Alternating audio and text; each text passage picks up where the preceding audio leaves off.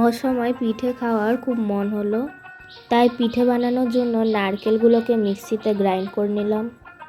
Grind করা নারকেলগুলোকে এবার শুকনো কড়াইতে দিয়ে দিলাম। তারপর নারকেলগুলোকে ভালো করে নাড়াচাড়া করে নিলাম। এরপর নারকেলগুলির মধ্যে ভালো করে গুড় দিয়ে দেবো। গুড় দেওয়ার পর আবার ভালো করে নাড়াচাড়া করে নেব।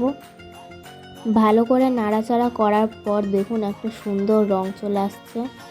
এরপর ভালো করে নাড়াচাড়া করে নেওয়ার পর নারকেলের পুরটা তুলে নিতে হবে। এবার একটি অন্য পাত্রে চালের গুঁড়ি, নুন আর গরম জল দিয়ে ভালো করে মেখে নেব। অল্প অল্প গরম জল দিয়ে ভালো করে মেখে নিতে হবে। এরপর একটা ডো তৈরি করে নিতে হবে। পিঠে বানানোর জন্য ডোগুলিকে ছোট ছোট করে গোল্লা করে নেব। এরপর সব ডোগুলিকে গোল্লা করে নেব নারকেলের পুর ভরার জন্য। এরপর বানিয়ে রাখা নারকেলের পুরগুলিকে একে একে গোল্লাগুলির মধ্যে দিয়ে দেবো। নারকেল পুরগুলি দেওয়ার পর একে একে মুখগুলিকে সব বন্ধ করে দিতে হবে। তারপর একটি কড়াইতে সাদা তেল দিয়ে দেবো। আজকে যেহেতু ভাজা পিঠা করব, তাই তেলটাকে ভালো করে গরম করে নিতে হবে। তেল গরম হওয়ার পর একে একে সব পিঠেগুলিকে এর মধ্যে ছেড়ে দিতে হবে।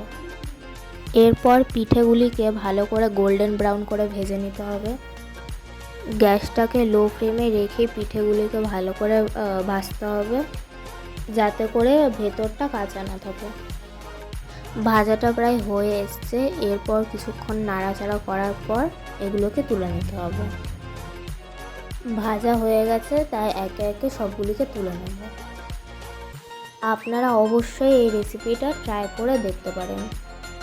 ভিডিওটা ভালো লাগলে অবশ্যই লাইক, কমেন্ট, শেয়ার করবেন এবং সাবস্ক্রাইব করতে ভুলবেন না।